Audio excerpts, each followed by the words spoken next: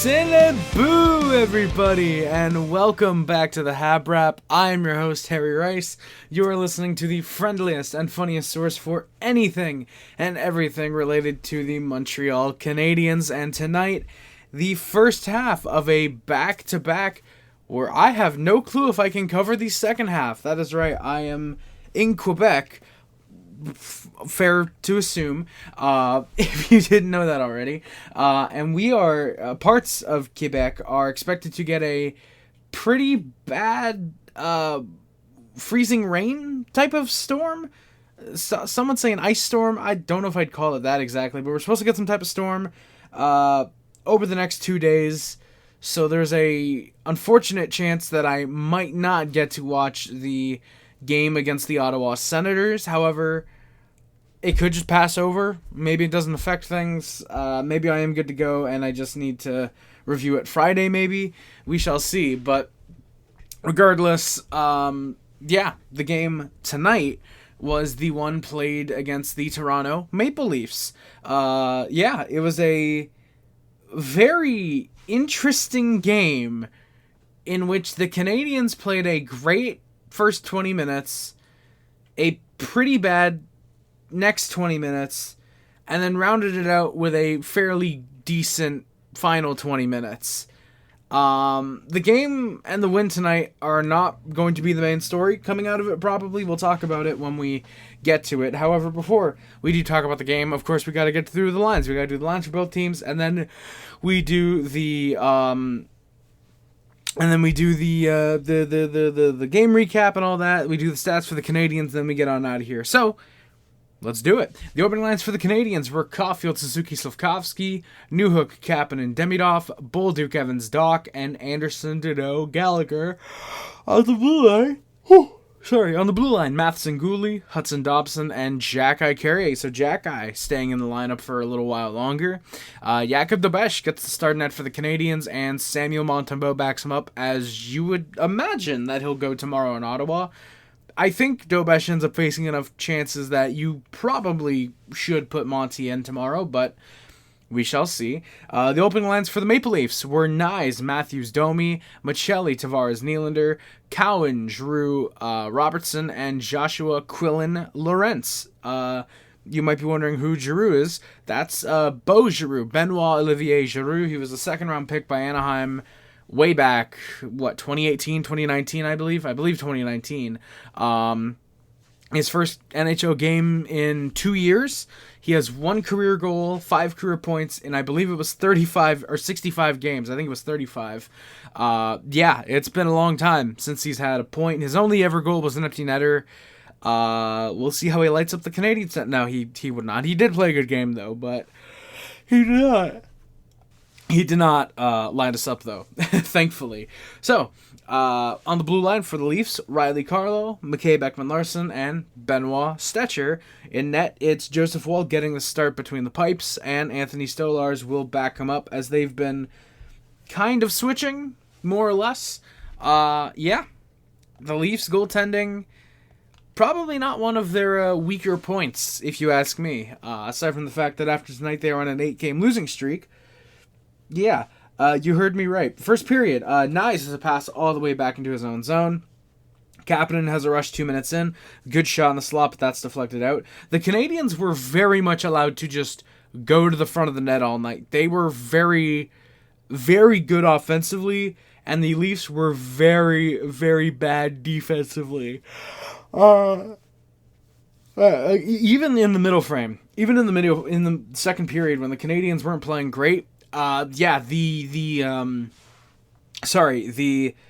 Leafs were still letting them just get to the front of the net. They were still just doing that, allowing that, no problem. So, yeah, it was a very, very good game for the Canadiens offense, at least in terms of generating chances. The Habs do press as a third line look right in front. Bolduc ends up going wide. He almost had a wide open net. Hudson ends up rushing in. He goes to the net, but there's a quick backhand save by Woll. Early on, this is where I mentioned Toronto giving up the front of the net. It would be a consistent thing all night long. Gooley's given a pass. He gets space. The shot does get saved and knocks the mask of Woll loose. damn. There's a near too many men for Toronto. Slav then tries. He ends up going in, but he just can't split the D. Dobson almost gets a shot shortly after. Sorry, Jesus. Had some pressure with the second line out. Demidov ends up taking a hit to make a play. And we score at 4:46. Yeah, a beauty of a play. Demigod finds Newhook, who springs it up in the zone already. For Kapanen right in front. Nice little shot. Gets it past gets it in a little space of Joseph Woll. And he scores his 20th of the year. That is I believe, to be exact, a $212,500 bonus for Oliver Kapanen for reaching 20 goals. Huge props to him. Goddamn, I wish I could make that type of money. So Oliver Kapanen scores from Newhook and Demidov. Really nice goal. That finishes off a really, really good shift for Demidov. I thought he had a very good game tonight. That entire second line had a very good game, in my opinion. Yeah. The Habs do take the lead early. We'll see if they can hold. And if they can, for how long? The physicality starts to ramp up just a little bit after the goal. The Habs do get called for an icing at 6 minutes. Deneau's a good shift behind the net. He almost finds Gallagher, but Woll quickly holds that. Caufield in front gets found, but the shot is saved. Matheson has a pass to Caufield, who gives it right to Domi, but the shot goes wide. My God. Back the other way, there's a nice tic-tac-toe. But Anderson, who would have finished that, goes just wide. Good on him to at least spot that pass is coming, but unfortunately just sends it wide. Arbor eventually starts to rush himself. He has a good slapper that gets blocked by Lorenz, who was a little slow to get up. He's going to feel that one tomorrow. Jack-Eye with with a good defensive play the other way to stop a breakout. Or a break-in, technically, I guess it would be. Arbor had a good game tonight. He still got less than 11 minutes, but I think Marty is going to see games like this and start to deploy him a little more, you know. Hopefully by the playoffs we can get to the point where he is playing 17, 18 minutes, but, you know, we've got a month to get there, to get to the playoffs. You know, if we can go from playing 10, 11 minutes now to 13, 14 minutes in a couple weeks to maybe 15, 16 right before the playoffs.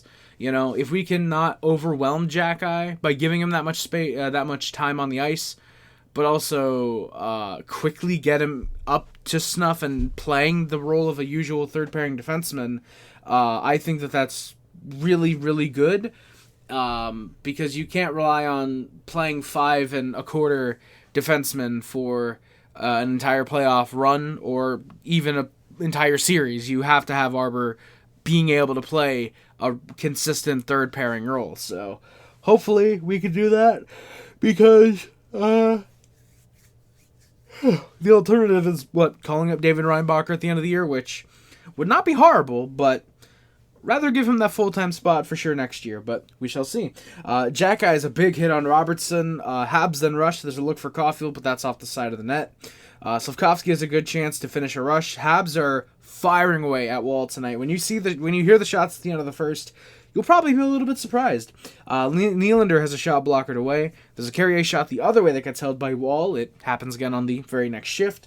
Matheson finds Dobson, and god damn, a rocket of a slapper, but that gets held. A couple more times where, you know, Habs win the draw, the shot, held by Woll. Habs win the draw, shot, held by Woll. Happens like 3 or 4 times. It's a little bit of a slow stretch there. The Leafs eventually look for a rush, but it gets stolen. It's dumped in. Takes a bounce off the boards and right in front. And Phil Deneau, his 5th of the year, 5th since returning as a Montreal Canadien. He scores with 5:19 left. He puts the Canadiens out in front by 2. He scores from Gooley and Hudson, so a great play there to get that all settled. And the Canadiens have a nice little advantage now. They can probably play a little more aggressively now that they have a 2-goal lead rather than just a 1-goal lead. Newhook ends up having a 2-on-1 shot. That doesn't go. Benoit stops that. Benoit had a decent game, I thought. And by decent game, I mean as long as you weren't, asking him to cover the front of the net, he was okay. Sorry, my God. Kirby Dach with a nice spinorama, but the shot does get saved. A rebound out in front, but the Leafs managed to clear that first. Habs press. Kapanen has a look. There's a rebound. Slav can't find a shot. Habs are completely peppering Joseph Woll with chances. Gallagher has a big open ice hit on Cowan. The Leafs want him, and here we go. Brendan Gallagher is fighting. That is right. Brendan Gallagher is fighting Jake McCabe, of all guys. A guy who can fight, and Gallagher just completely wallops him. Gallagher with a beauty of a fight. You love to see it. Gallagher just gives him some shots. They eventually go down. Yeah, beauty of a fight with about a minute left in the period. We're going to go 4-on-4, actually. So both, obviously, Gallagher and McCabe called 5 each for fighting. Gallagher is called on the Cowan hit. It's 2 for interference. McCabe gets 2 for roughing, so it's not an additional instigator, which means I believe that for sure it is not a 10-minute misconduct. He gets called 2 for roughing because he grabbed at Gallagher before the whistle had gone, I believe. So, yeah, we're 4-on-4 for 2 minutes. This should favor Montreal. At the end of the first, these shots are, get this, 18-5 for the Montreal Canadiens. They also have a 2-0 lead after the first period. So, yeah, they are almost averaging a shot a minute in this game. And, yeah, we'll see if it remains that way. Spoiler, it doesn't. In the second period, there's a good second-line shift early. Demidov has a nice steal. He ends up taking a hit, passes to Kapanen, but the shot gets saved. There's another look as Kapanen finds Newhook in the slot, but that gets saved. Evans breaks in off a dog pass, but that is saved.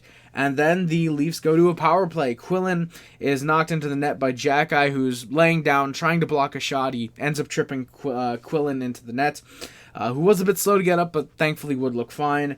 That's called 2 for interference. I would have said a trip, but whatever. It is still a penalty, so yeah. The Leafs cycle. Matthews ends up holding a puck in as he had fallen over. Matheson eventually clears from behind his net. Gooley clears the one into the Leafs bench. The second unit for Toronto try to press. Gooley clears. Evans with a nice steal. He clears. The Leafs get 0 shots on their power play. The Habs are 1-for-1 on the penalty kill tonight. Matheson has a nice stick on a 2-on-1 to stop a Robertson chance. The first line then have a hard press. Slavkovsky gets in on a couple looks. Caufield has a one-timer that's blocked. The Canadiens have had a very good game so far. The Leafs get their first actual pressure all game. There's a few looks for Nylander. There's one shot that gets stopped with the pad, and then another one that misses. Matheson gets nearly found on a break. Slav ends up stealing one off Riley, who finds Evans down the lane, and the shot into the glove of Joseph Woll. That sucks. Evans playing good, though. I will say he is playing good. He's trying to extend his point streak to 5. We'll see if he can or not. Giroux gets knocked down hard by Dach. The Habs are starting to pace themselves a little bit. At least that's what I thought it was. Kapanen gets found on a near break. That's gloved down by Woll. And the Leafs go to a power play with 8 minutes left. Hudson gets called for a hold. Habs have some good clears throughout. Michelli does have a shot, the first one on the power play for the Leafs with 10 seconds left. They set up, but there is no shot. The Habs 2 for 2 on the penalty kill tonight. McCabe has a shot through traffic. That's a good save for Dobes, and they end up scoring with 5:27 left. Nylander finds Cowan, who goes right back to Nylander. A wide open net as Dobes is completely fooled, thinking Cowan's going to take the shot. Like I said, he doesn't. He goes back to Nylander, and he makes it 2-1. Not that it's his fault, but Matheson's on the ice for another goal against, so yeah. Dobson trying to play the 2-on-1. He's not able to. Not that he didn't try, but it's one of those ghouly 2-on-1s where it's like, what can he do to stop that? You know, it's the typical Caden Gooley 2-on-1 where it's like, yeah, dude can try all he wants, but there's nothing he's going to be able to do on that. So, unfortunately, it is 2-1, and this is going to cause a ton of stress for Canadiens fans for the remaining 25 minutes of the game. The second line try to pressure. There's no shots. In nearly 10 minutes, it felt like, for the Canadiens. The Leafs were getting some good looks in the second period. Not great ones, but just some good ones. That Nylander chance that goes in is by far their best of the night. Oh, by the way, sorry. Nylander with the 22nd of the year, he scores from Cowan. That's the only assist on that one. The Habs do get some pressure from the top line. They end up getting a couple shots to end the period. Caufield ends up beating a high stick. There's no call.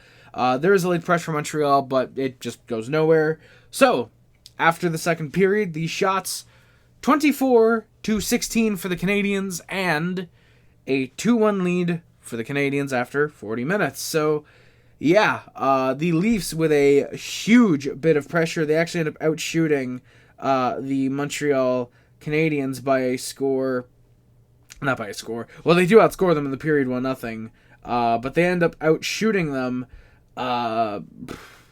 God, what is that? 13-10 in that period? I can actually look. Sorry, 11-6 actually. I was way off. Yeah, they outshoot them 11-6 in that period. So a little bit of a better period for the Canadiens. Still not god awful for the Canadiens, but a very good period for the Leafs, I would say. Sorry, not a god awful period for the Canadiens, but definitely a lackluster one, especially in comparison to how good that first period was. We'll see if the third period can do anything. This is weird. Demidov is out with the top line early. Yeah, so Caufield went to the bench, actually, after he took that high stick, and he ended up missing a couple shifts to end the second period. I didn't even notice that if it was Demidov or Kapanen, whoever they were putting out there at the top line to end the second, but yeah, Caufield takes a high stick, and he's starting the third period on the bench. He's at the end of the bench, no less. However, before we panic, Eric Engels actually reported that it's very likely this is just a stomach sickness that ended up hitting Caufield mid-game, and it happened around the time of the high stick. Yeah, so if Caufield is sick, very likely he doesn't go tomorrow, or if he somehow does, he plays very sheltered minutes, probably only gets on the power play, if anything. So, yeah, I would not be surprised if the Canadiens, by the time this has come out, have called somebody up. I doubt it would be Florian Xhekaj. I can't imagine who else they would call up, though, to take his place. I'd imagine they just use Joe Veleno. Maybe they call up Sammy Blais. Maybe. I doubt it, though. But, yeah. Regardless, if Caufield doesn't go tomorrow, I assume just Veleno, or maybe they call up Blais, who knows. One of those guys get in the lineup, and Caufield is just out for that game. I'd imagine it's just the one, hopefully, because we don't play again until Saturday and Sunday, so fingers crossed about that, that's for sure. Regardless, the third period, like I said, Demidov is out with the top line early. Best of luck, of course, to Caufield. Hopefully it's just a very minor thing, but again, we shall see. The Leafs do look early. There's some go Habs go chants early. They were doing those throughout the second, trying to get the boys back in the game, but it didn't work at that point. It kind of worked here. I mean, when we get to the final shots of the period, I think you'll kind of get it. Demidov ends up going 1-on-1 with Benoit. He has a nice deke, but Benoit sticks with him. The shot goes wide. Canadiens press. Leafs not being given any room to work. Evans right in front off of board battle still gets saved by Joseph Woll. Joseph Woll is usually a pretty good goaltender. He played really good tonight, especially in that first period, of course, where the Canadiens probably should have been up 5-0, 5-1 maybe. Definitely should have been up by a lot more than they were. Joseph Woll is the reason this game probably doesn't end 9-1, honestly. The Canadiens still have not had their yearly blowout of another team. So, Ottawa?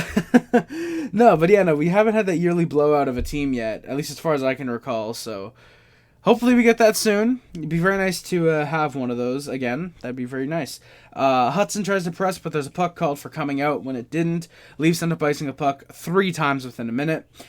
Cole, this is where it's reported Cole is on the bench, but he's not getting played. The commentators, who I think were Craig Simpson and Craig Cuthbert, we were on Sportsnet tonight, were saying that Marty, they were thinking Marty was benching Cole Caufield, which, to be fair, had a little bit of merit to assume, because Cole didn't play that much until he was got the high stick and he got sick. He still had only played about 8 minutes in the game. He was not getting complete shifts with Suzuki and Demidov. So I don't know if Suzuki and Slavkovsky, sorry. I don't know if it was something where Marty legitimately was just giving him less ice time and then this sickness happened to hit, or if it's a thing where the sickness did hit him before the game, but maybe a high stick or a hit ended up getting him a little more, a little bit more of that icky feeling. And that ends up knocking him out of basically the rest of the game. So I don't know if it's a thing where he said, "Hey, look, I want to play, coach. Let me play, but if it's too much, I'm pulling myself basically." So that's what I'd imagine the situation is. So I assume it'll come out, whether it's tomorrow, whether it's, in a couple weeks from now, a couple months, who knows, maybe it's a couple years from now. It's like, hey, remember that sickness? It's just a random interview. Cole's just like, oh, remember that random sickness? Yeah, I played that Toronto game, and I pulled myself off the bench with 3 minutes left. Yeah, it turns out I shit my pants. Shout out Roberto Luongo from 2007. But, oh, by the way, that did happen. Caufield had gone to the dressing room with 3 minutes left, so rip those shorts. Yeah, those are probably very valuable. I'm not fucking. Why do you guys watch me? Alright, Boldy has a good shot. He snaps, that ends up snapping the straps of Wolf's mask again. He doesn't shake it loose until the next press for the Canadiens, which is smart to do. I don't like it, obviously, because the Canadiens had a chance to score, but it's kind of the smart thing to do, so I can't really say I blame him. You're trying to win. You're trying to help your team there. The Habs do continue to press, though. Jack eyes a shot wide now to play shortly after a nice Gallagher look in front. Giroux through the middle splits Matheson. Dobes makes a save. One of, get this, 2 they would have all period. That is right. The Toronto Maple Leafs, down by a grand total of 1 goal, just need 1 shot, basically. 1 good shot to beat Jakub Dobes. And they get 2 shots in the third period. Jesus, yeah. I'm starting to see why Leafs fans really want this team to go into a rebuild. Because I think it's kind of clear they do need it. Giroux, I have to say, Giroux was playing very good. I hope he does get a look through the rest of the season, because I liked him out there. I think that if he were to become a good, consistent fourth liner in the NHL, he's not going to hurt a team that he's on. He was throwing the body a little bit tonight. He had a few offensive chances. He was actually okay defensively. He was even deployed on the penalty kill at some points in the third, spoilers for a little bit. But Giroux, I thought, played well. I think that if he were to get fourth line, for example, minutes with the Leafs through the rest of the season, I don't think he would hurt his team. I think he's an okay fourth liner. I put in my notes he was one of the few Leafs actually playing well. Very notably absent tonight, Austin Matthews. I mentioned him once in the first for keeping a shot in at the line. He did not play tonight. And I don't say that as in like, oh, I got that wrong. No, Matthews was invisible tonight. I don't know if he just hates playing against Montreal all of a sudden. I don't know if he realizes that, okay, yeah, there's no point in me trying because, A, I'm not going to set any records because that's all he cares about is individual records. And, hey, there's no chance of us making the playoffs. We don't want to make the playoffs. Whatever, let's just, go out and just shit the bed and just, try to lose, get Gavin McKenna if we're lucky enough, or, maybe we'll get second overall and be stuck with Stenberg. But regardless, Matthews sucked tonight. I think Leafs fans would even agree. Matthews, I think of the 18 Maple Leaf shots, Matthews had none. Which is very unusual for, firstly, a sniper, but secondly, a sniper who usually has about 5 shots a night. So, yeah, the Leafs end up getting away with the trip. Matheson ends up going down on a shot block. Props to him. He was in a lot of pain. Thankfully, would eventually end up getting off the ice and would play the rest of the game, though. That is very good. But would eventually get off the ice. He was very slow, though. And then the Canadiens go to a power play with 8:43 left. Gallagher's taken down by Knives. That's after a blatant interference on Hudson. That one uncalled. The Knives penalty does get called with 8:43 left. Cole is out for the power play. So, yeah, he's out to start it, I should say. That's good at least. Cole is getting a little bit of ice time. The Leafs end up clearing. The Habs set up along the wall. Slav gets found in the slot, but the shot is deflected out of play. Caufield was not looking good. Not in terms of his on-ice play. He was okay. But you could tell he looked sick. He looked like he was out of it. So, thankfully not in a concussion way, but definitely in just a, I feel like shit, I don't want to be here right now, but I'm doing this because I love this team type of way. So, props to Caufield for still playing through the sickness, but holy shit, if he doesn't want to play against Ottawa and it helps him be back in time for Saturday, for example, yeah, Cole, take the rest because we'll need you down the stretch. You can miss a game against Ottawa that we're very likely going to win anyways. I say that and we're going to lose 9-0, I guarantee it, but yeah. Also tonight, interestingly, got to note this from Craig Cuthbert. let me say that again. Oh my god. Craig Cuthbert and Simpson, both Craigs, they mentioned on the broadcast, Dobson has taken the league lead in shot blocks, which I would not have assumed. He's been so low-key defensively, and I mean that in a very good way. I would not have assumed he had the league freaking lead in shot blocks. Well, you know, you don't trade a guy like Noah Dobson. That's all I got to say. The Habs are unfortunately 0-1 on the power play, though. And then they go right back. Newhook is tripped up by OEL, and with 6:34 left, that's a penalty. Leafs clear. They do again after a brief setup for the Canadiens. Second unit goes out there. Doc has a chance that's sent just wide. Doc then finds Dobson, but the shot gets seen by Woll as Gallagher looks for a tip. Habs are 0-2 on the power play. Anderson then trips over himself entering the zone. The fans think that a Leaf stick gets in there. They want another penalty, but the Leafs, the genuine slip up. The refs gave them 2 in a row. They're not going to make it 3, especially with one team only down by a goal. With, again, about 4 minutes left, they're not going to do that. If the score was flipped, we wouldn't be getting that either. Well, I should say Toronto wouldn't be getting that, because in the reverse scenario, Toronto would be up. You get what I mean. Hudson comes into the slot. There's a fake shot, passes Slavkovsky. That ends up getting saved with 4 minutes left. Woll goes to the bench with 2:30 left. There's a puck battle that kills 20 seconds. Habs fans were relentlessly booing Matthews in the final 5 minutes. They did not get a chance to do so for most of the game because he was not on the puck, and when he was very invisible. But yeah, there was a stretch about 10-15 seconds where Matthews is in his own zone, letting the guys get a line change, and the fans are booing him like crazy. There's another puck battle. Eventually ends with Andy just panicking, icing the puck with 1:17 left. That's a little sucky. Leafs end up calling their timeout. They pressure hard. Matthews tries to get a shot. He can't. Another shot blocked by Matheson on OEL. He ends up getting a rebound out to center ice. Easton Cowan's racing Jake Evans for it. Evans ends up getting the edge on him and just glides it into the empty net. And that ices it. Jake Evans with his 10th goal of the year. Shout out Jake Evans with his, again, 10th of the year. He scores from Matheson with 28 seconds left. That's going to seal it. Leafs do get into the zone. They can't get anything, though. Jack Guy at the buzzer ends up shoving with the Leaf just a little bit. Not a huge scrum, but just one of those, hey, fuck off. We won. Go leave. Die. Okay, maybe not die, but just leave. Die, Bart, die. Yeah, that does it at the buzzer. Almost bars. The Canadiens get the 3-1 win in regulation. The final shots 33-18 for the Canadiens. The Habs out shooting the Leafs 9-2 in that third period. So not as bad as the first period per se, but actually the discrepancy almost one and the same essentially. 18-5, 9-2, almost exactly half of what we did in the first period between both teams. So yeah, regardless, the Canadiens with a huge win.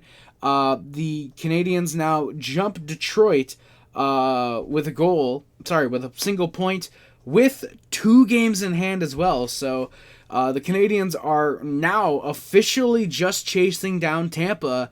Even though we have 2 games in hand, if we win those 2 games, we're 2 points back of Buffalo for first in the division. I think we're perfectly content just trying to get into second place. If we can get home field advantage, or I guess home ice advantage, home field would be football.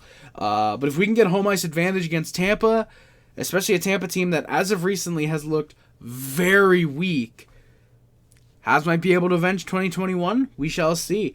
Yeah. Either way, again, Canadiens, if they win these 2 games in hand, for example, and the Sabres, I say somehow, start losing, Habs might have a small chance at first in the division, Hopefully they can get it, of course, fellow Habs fans, woohoo. But yeah, we shall see, of course. Either way, we are currently in the playoffs. The Canadiens, Detroit, and Boston, all within 3 points of each other, all within 5 points of Tampa, and within 8 points of Buffalo, going back to Boston. Boston, however, only 2 points up on Columbus for that last wildcard spot.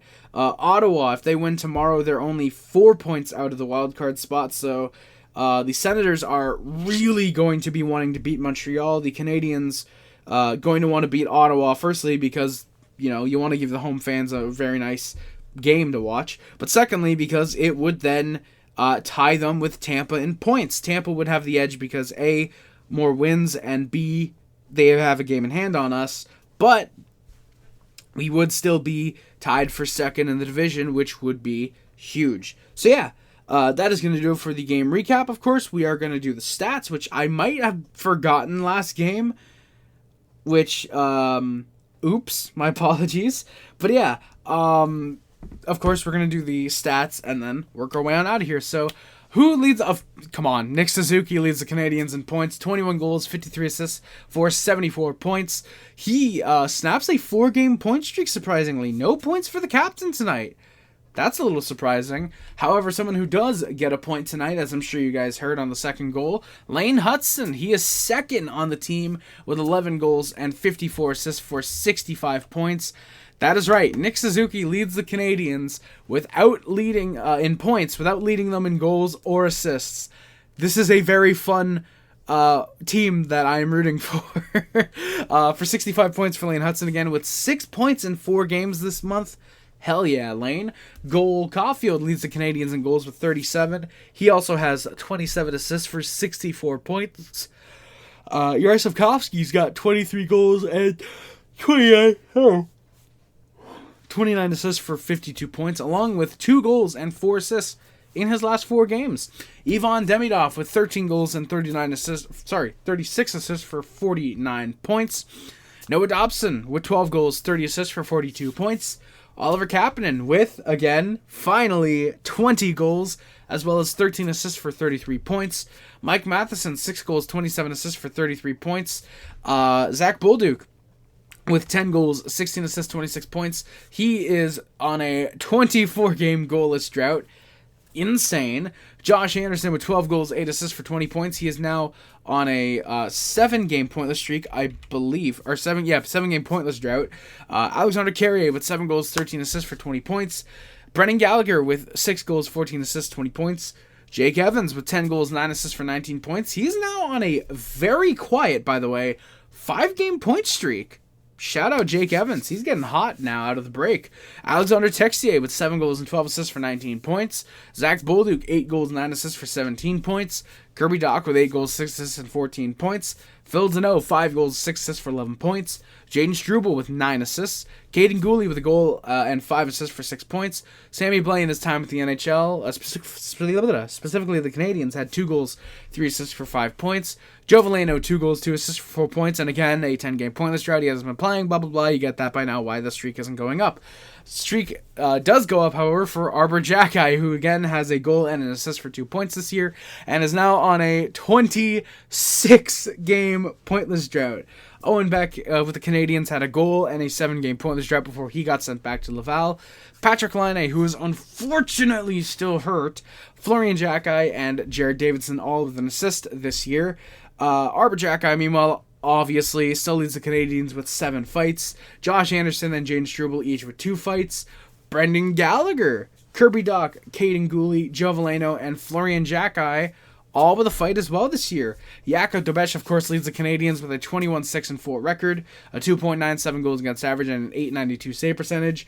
Samuel Montembeault, with a 10-8-4 record, a 3.43 goals against average, and an .872 save percentage. And Jacob Fowler, in his time with the NHL before he got sent back to Laval, had a 4-4-2 record, a 2.62 goals against average, and a .902 save percentage, along with the lone shutout for the Montreal Canadiens this year.